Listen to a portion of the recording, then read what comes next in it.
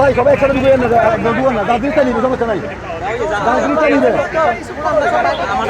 কতবার কখন টাকা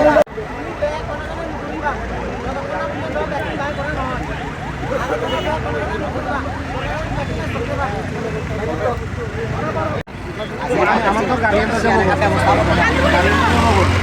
নম্বর রাখি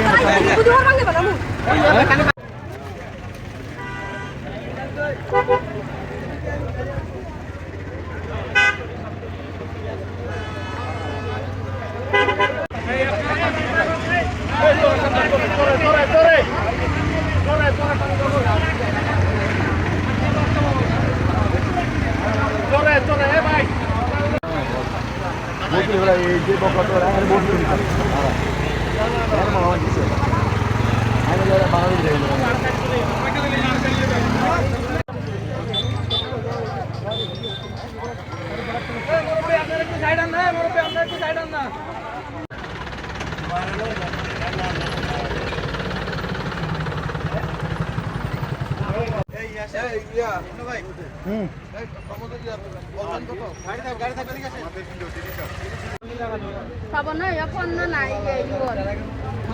Tuwa yuon tarana na te hobat ni tigaran yuon.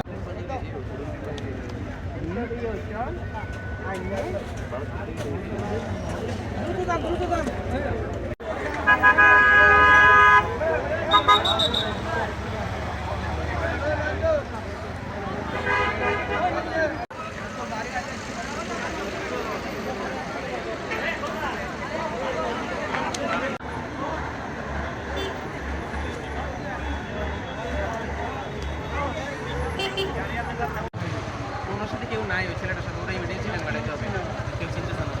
আমি বুঝলাম না একলা মাঝখানের বেডে একটা ছেলে এটা বেশি তো আধা ঘন্টা খানেক হবে মনে হয়, সব আধা ঘন্টা খানেক। একই এলাকা নানিয়াসরের গাড়ি এটা, তা হচ্ছে নানিয়াসর থেকে রিজার্ভ গাড়ি ফেরি বোর্ডে সব গার্মেন্টসে চাকরি করে ভাড়া ভাড়া করে চলে যাইতেছি। আহত কেমন এটা নিশ্চিত ভাবে বলতে পারতেছি না আমি। ওইটা আমরা তো নেক্সট গাড়িতে, এটা ফার্স্ট এসে গেছে, সেজন্য আমি হতাহতের খবর জানতে পারতেছি না। নানিয়াসর থেকে মানে চট্টগ্রাম যাবে গাড়িটা, এটা রিজার্ভ গাড়ি, সবাই সাক্ষা ছিল। ওটা হয়েছিল যে কিভাবে হয়েছিল আমরা সঠিকভাবে জানি না, আর আমরা এই গাড়িতে আসলাম তো এই জন্য জানি না। আমি যখন শুনছিলাম গাড়ি বলে অ্যাক্সিডেন্ট হয়েছে, দেখি যে এটা আমাদের গাড়িটা, এইটুকু পর্যন্ত জানি আমরা। তো অনুমানিক তার রিজার্ভ গাড়ি তো মানুষ তো অনেক আসছিল, প্রায় 40-50 জনের উপরে লোক হবে রিজার্ভ গাড়ি তো, এইটুকু পর্যন্ত জানি আমরা।